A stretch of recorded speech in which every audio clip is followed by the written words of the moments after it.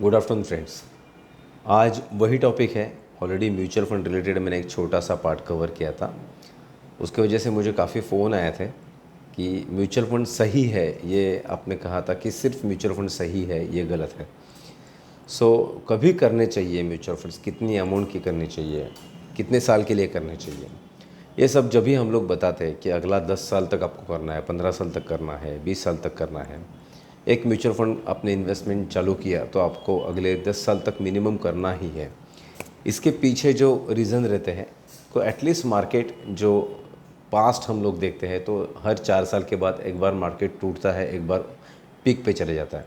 तो ये सबके बेनिफिट्स होने चाहिए।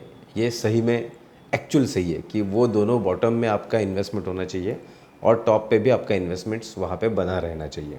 इसलिए म्यूचुअल फंड्स में इन्वेस्टमेंट करना एब्सोल्युटली कोई गलत नहीं है। लेकिन जितना पैसा आज है वो पूरा का पूरा आगे के अच्छा कुछ करने के लिए अभी से इन्वेस्ट करते जाना और आज की छोटी छोटी चीज़ सेक्रीफाइस करना, ये भी थोड़ा गलत है। फॉर एग्ज़ाम्पल, अगर कोई यंग लड़का है जो ऑलरेडी जॉब कर रहा है, उसका जॉब में प्रमोशंस के लिए उसको कुछ एग्ज़ाम्स देनी है, उसके लिए उसकी फ़ी उसको पे करनी है। तो 10,000 रुपये पर मंथ की फ़ी पे करनी ज़्यादा ज़रूरी है या 10,000 का म्यूचुअल फंड्स 10 साल तक वो रखेगा तो उसका करोड़ों रुपए बन जाएगा? तो ये ज़्यादा ज़रूरी है। तो मेरे ख्याल से अभी उसको जो एजुकेशन पे खर्चा करना है, that is more important. Youngsters जो है ना, तो म्यूचुअल फंड्स इन्वेस्टमेंट करने के बाद 20-25 साल 30 साल के बाद आपका एयूएम इतना बढ़ेगा, इतना बड़ा पैसा आपको मिलेगा। उससे ज़्यादा आपका अभी 25,000 की सैलरी है, आपको अपग्रेड करना है तो 25 की 50 कैसे हो जाएगी, 1 लाख कैसे हो जाएगी, 2 लाख कैसे हो जाएगी। आप एसएपी नहीं सीख रहे हैं, आपका एसएपी का नॉलेज बढ़ाने के लिए 2.5 लाख का आपका फ़ीस है, 2.5 लाख 5 लाख जो भी रहेगा। तो ये सब खर्चा आपके यंग एज में करना बहुत ज़रूरी है, क्योंकि म्यूचुअल फंड आपको रिटर्न्स देने वाला है। और आप अगर आपका एजुकेशन थोड़ा सा अपडेट करेंगे तो आपको आपकी सैलरी बड़ी मिलेगी, जो आज ही तारीख में, यानी आज 25,000 है तो अगला साल वो 50 भी हो सकती है, अगर आपका कुछ एजुकेशन बैकग्राउंड आप बढ़ाते हैं तो।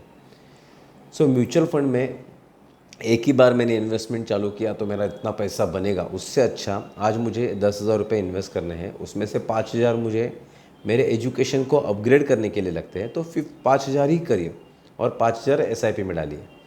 अगला साल थोड़ा सा बढ़ाइए, 5,000 का 6,000 का एसआईपी कीजिए, 7,000 का कीजिए। अभी से 10,000 का आप एसआईपी करते हो और 20 साल के बाद उसमें 2 करोड़ मिल जाएंगे फॉर एग्जांपल, तो 5,000 का करेंगे तो 1 करोड़ तो मिल ही जाएंगे ना। लेकिन जो 5,000 आप सेव करके आप एजुकेशन में इन्वेस्ट कर रहे हो, आपके नॉलेज बढ़ाने के लिए इन्वेस्ट कर रहे हो, तो आपका जो 50,000 का सैलरी है ना, वो 1 लाख बन जाएगा, जिसमें आप और भी कुछ कर सकते हैं। सभी के सभी पैसे इन्वेस्टमेंट करना और एजुकेशन पे थोड़ा सा कम खर्चा करना, ये भी सही नहीं है, ये बिल्कुल सही नहीं है, तो वो करना ज़रूरी है। सेकंड थिंग, हमेशा हम लोग, यानी मैं हमेशा कहता हूँ कि आगे किसने देखा है, कौन किसको पूछेगा, ये सब चीज़ अलग अलग है। लेकिन उसके चक्कर में आज जितना है वो पूरा सेविंग करना है, और आज का जो भी मेरे मज़ा है मेरा, और मुझे जो भी हॉबीज़ है, फॉर एग्ज़ाम्पल मुझे बाइक राइड के लिए जाना है, लेकिन मेरा म्यूचुअल फंड का 20,000 चल रहा है तो मेरा 10,000 शॉर्ट गिरेगा तो मैं बाइक राइड कैंसिल करता हूँ, तो ये नहीं चलेगा। क्योंकि आज की जो मज़ा है at the age of 25, 20, 27, 30 age में, ये जो मैं इजीली बाइक निकाल के लद्दाख चला जा सकता हूँ, वो मैं 50s में मेरे पास कितना भी पैसा रहेगा तो नहीं कर सकता हूँ। आज आपको जो मज़ा करना है उसके लिए आपका एक बजट होना चाहिए, ना कि जितना पैसा है वो पूरा इन्वेस्ट करो और आगे जहाँ पे मालूम नहीं कि उस टाइम हम लोग सही में वो पैसा एंजॉय कर पाएंगे या नहीं कर पाएंगे, उसके लिए अभी से बचा के रखने का और आज का मेरा जो भी वो सेक्रीफाइस करना, वो भी गलत है। क्या सही है, अभी आप पूछेंगे ये गलत है वो गलत है। आप जितना भी कंफर्ट जोन में आप इन्वेस्टमेंट कर सकते हो, उससे 10% ज़्यादा आपको इन्वेस्ट करना है। फॉर एग्जांपल, मेरा 1 लाख की सैलरी है, उसमें से मुझे 20,000 रुपये मेरे एजुकेशन अपग्रेड के लिए चाहिए, तो मुझे 20,000 रुपये बाजू में रखने ही है। जो मेरे 25,000 के घर के खर्चे हैं तो वो जो बाजू में रखने हैं। जो बचा हुआ 50,000, उसमें 10,000 मेरा टैक्सेशन का है, वो मुझे बाजू में रखना ही है। 40,000 में से मुझे 20,000 तक मुझे एंजॉय करना है। 20,000 रुपीज़, मेरा एज अभी 25 है और मुझे बड़ी बड़ी चीज़ें करनी है, मुझे बाइक लेनी है, मुझे स्पोर्ट्स बाइक लेनी है, मुझे और कुछ करना है, मुझे हिमालय में ट्रैकिंग के लिए चला जाना है, उसके लिए एक मेरा बजट है। मेरा इंटरनेशनल टूर मुझे करना है, मेरी वाइफ के साथ मुझे घूमने के लिए जाना है। ये सब चीज़ के लिए ना मेरा बजट होना चाहिए, और वो उसमें से 20,000 होता है, तो 40,000 म्यूचुअल फंड की जगह 20,000 आपको करना है। वो 20 में भी सिर्फ म्यूचुअल फंड में करना है नहीं, 5,000 आपको म्यूचुअल फंड में करना है, 5,000 आपको एफडी या रिकरेंट डिपॉजिट में करना है जो आप कभी भी तोड़ सकते हैं, 5,000 आपको लाइफ इंश्योरेंस में करना है, और 5,000 रुपये आपको मेडिक्लेम, आपका एक्सीडेंट इंश्योरेंस कवरेज, आपका टर्म इंश्योरेंस कवरेज, ये सब चीज़ में करना है। पीपीएफ उसमें एक है। ये थोड़ा सा आपको बाइफरकेट करना है, ना कि सिर्फ इन्वेस्ट करके आज की आपकी लाइफ आपको अनफॉर्चुनेटली सेक्रीफाइस करनी है। सो आज आप मज़ा करेंगे तो आगे चल के आपको अच्छा लगेगा, और कमाने के लिए, और इन्वेस्ट करने के लिए, और कुछ करने के लिए। सो सिर्फ इन्वेस्टमेंट और सिर्फ म्यूचुअल फंड का investment, yes, it is not absolutely right. आपको आज भी जीना है, आपको आगे भी जीना है, आपको आज आपका अपग्रेडेशन भी करना है। ये सब चीज़ के लिए सर्टन अमाउंट लगती है, वो अमाउंट भी आपको थोड़ा सा बाइफरकेट करनी है, और आपको बाकी सब चीज़ इन्वेस्ट करना है।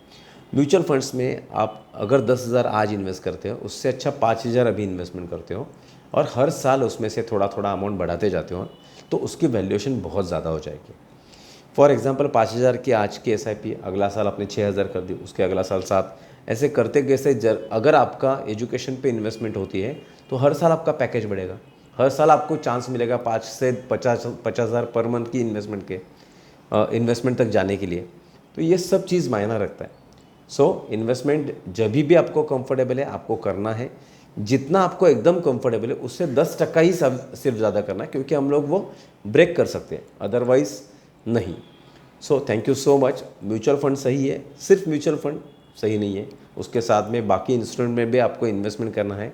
उसके बाद में आपको एजुकेशन पे भी आपको खर्चा करना है, और आपकी लग्जरी और एन्जॉयमेंट के भी ऊपर आपको खर्चा करना है। So thank you so much. मेरे ख्याल से ये वीडियो आपको पसंद आया रहेगा, तो आप चैनल को सब्सक्राइब कीजिए, आपके दोस्तों में वीडियो सेंड कीजिए, और ज़रूर इन्वेस्टमेंट कीजिए, लेकिन आपका जो भी एन्जॉयमेंट है उसको without sacrificing that. Thank you so much.